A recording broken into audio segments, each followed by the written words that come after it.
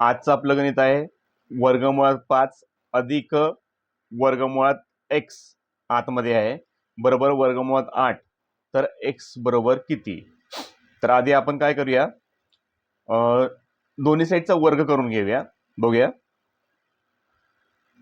वर्गमुळात 5 अधिक वर्गमुळात x कंसाचा वर्ग बरोबर वर्गमुळात 8 कंसाचा वर्ग. तर वर्गमुळातले हे गेले 2 गेले, कारण वर्ग म्हणजे 1/2 असतात. इथे पण हे गेले 2 गेले, तर राहिलं काय 5 अधिक वर्गमुळात x बरोबर 8. आता आपल्याला काय 5 या साईडला अधिक आहे, त्या साईडला जाऊन वजा होणार आहे. तर वर्गमुळात x बरोबर 8 वजा 5.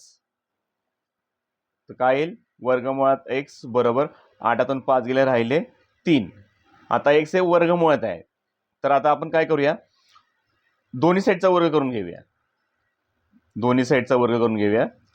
वर्गमुळामध्ये x चा वर्ग बरोबर 3चा वर्ग. वर्गमूळ गेले, हा वर्ग गेला,